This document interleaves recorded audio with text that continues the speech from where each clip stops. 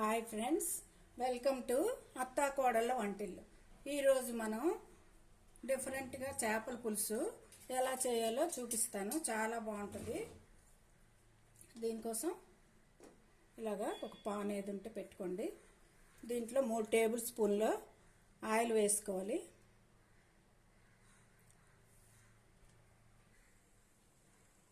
Oil వేడెక్కాక ఒక పావు స్పూను మెంతులు వేసుకోండి. పులుసులకి మెంతులు మంచి టేస్ట్ ఇస్తాయి. ఇవి కొంచెం వేగాలి. మెంతులు వేగాయి కదా, పెద్ద ఆనియన్ ఒకటి తీసుకొని ముక్కలుగా కోసుకోండి. చిన్న ముక్కలుగా కోసుకుంటే సరిపోతుంది. అందులో 30 వరకు వేసి కొంచెం సైడ్ ఉంచాలి. ఇదో ఇది మాత్రం ఉంచుకుంటే సరిపోతుంది.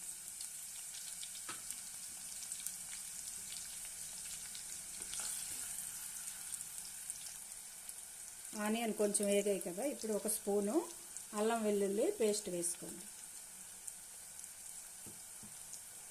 అది కూడా కొంచెం బ్రౌన్ కలర్ వచ్చే వరకు వేయించుకోవాలి. ఆనియన్ వేగుతున్నప్పుడు అల్లం వెల్లుల్లి కూడా వేసాం కదా, అది కూడా వేగింది. టేస్ట్కి తగినంత సాల్ట్ వేసుకోండి. అలాగే ఒక హాఫ్ స్పూను పసుపు,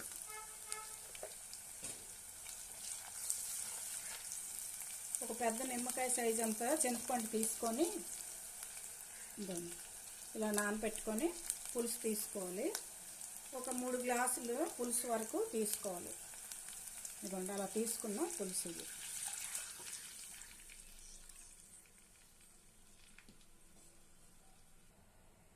ఆ పులుసులో మనం తీసి ఉంచుకున్న పచ్చి ఉల్లిపాయ ముక్కలు కూడా వేసుకోవాలి. పచ్చిమిర్చి ఒక 2-3 చీలికలు చేసుకోండి. కొంచెం పుదీనా కానీ కొత్తిమీర ఏది ఉంటుంది కొంచెం వేసుకోండి. మరుగుతూ ఉంటుంది. ఇది సిమ్లో పెట్టుకొని ఇవి వేరే పొయ్యి మీద పెట్టుకోవాలి. పులుసు బాగా కలుపుకొని మూత పెట్టి వేరే పొయ్యి మీద మరిగించుకుందాం. ఇక్కడ మసాలా కొంచెం కావాలి, అది వేయించుకుందాం. పక్కన దించుకొని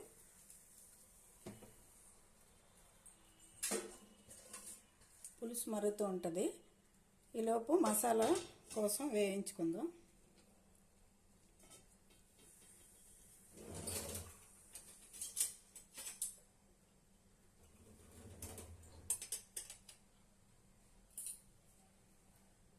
కళాయి వేడెక్కింది కదా, ముందుగా ఒక టేబుల్ స్పూను కందిపప్పు, ఒక టేబుల్ స్పూను మినప్పప్పు, మినపగుళ్ళు ఉంటే వేసుకోండి. పప్పు ఉంటే పప్పు, ఏదంటే శనగపప్పు కూడా సేమ్ అంతా చేసుకోవాలి. ఇవి సిమ్లో పెట్టి దోరగా వేయించుకోవాలి. అలాగే పెసరపప్పు కూడా ఒక టేబుల్ స్పూను తీసుకోండి.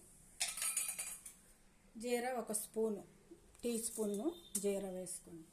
ధనియాలు ఉంటే వేసుకోండి. నాకు ధనియాల పొడి ఉంది, పౌడర్ చేసేటప్పుడు వేస్తాను. ఇవి కొంచెం దోరగా వేయించుకోవాలి. పప్పులు దోరగా వేగుతున్నప్పుడు 10 నుండి 12 వరకు ఎండుమిర్చి కూడా వేసి వేయించుకోండి. మీరు తినే కారం బట్టి, మీరు తీసుకునే మిరపకాయలు బట్టి కారం చూసుకొని మిరపకాయలు వేసి వేయించుకోవాలి. ఇలాగా దోరగా వేగిన తర్వాత ఈ పక్కన పెట్టి చల్లారి పెట్టుకొని మనం పౌడర్ చేసుకోవాలి. పులుసు చూసారు కదా, మరుగుతుంది. ఇంకో 5 నిమిషాలు మరుగుతుంది. ఈలోపు మనం పౌడర్ చేసుకుందాం.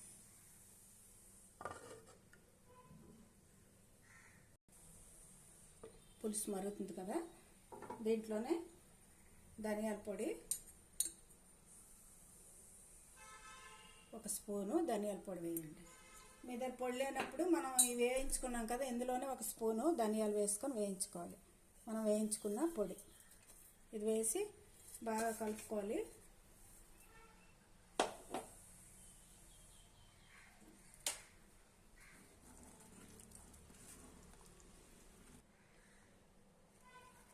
ఇలాగా బాగా కలుపుకొని ముందు ఒక 5 నిమిషాలు మరిగింది కదా, ఇంకొక 5 నిమిషాలు మరగాలి. మరిగిన తర్వాత మనం తీసుకున్న చేపలు వేసుకుందాం.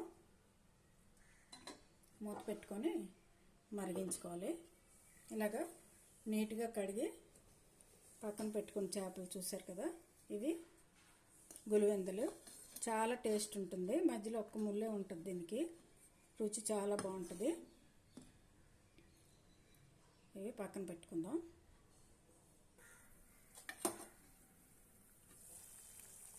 పులుసు మరిగింది కదా, ఇప్పుడు ఈ చేపలు వేసుకుందాం.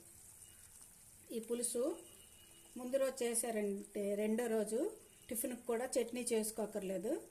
దోశలకి బాగుంటుంది, ఇడ్లీకి కూడా బాగుంటుంది. ఏ టిఫిన్తో అయినా కూడా ఈ పులుసు చాలా బాగుంటుంది. అందుకే కొంచెం ఎక్కువ పులుసు పెట్టుకుంటే బాగుంటుంది. దాన్ని బట్టి ఉప్పు కారాలు చూసుకొని వేసుకోండి, మీ టేస్ట్ బట్టి. ఇవి ఒక 5 నిమిషాలు, 5 నుండి 7 నిమిషాలు చాలంటే 10 నిమిషాల లోపే ఉడికితే, మీడియంలో పెట్టి ఉడికితే మనకి చేపలు రెడీ అయిపోద్ది. చేపల పులుసు. చేపలు ఎక్కువ ఉడకక్కర్లేదు, అందుకోసమే మనం ముందు పులుసు ఒక 10 నిమిషాలు మరిగించాము. ఒక 5 నుండి 7 నిమిషాలు చేపలు వేసిన తర్వాత మీడియంలోని సిమ్లోని పెట్టుకోండి, ఉడకాలి.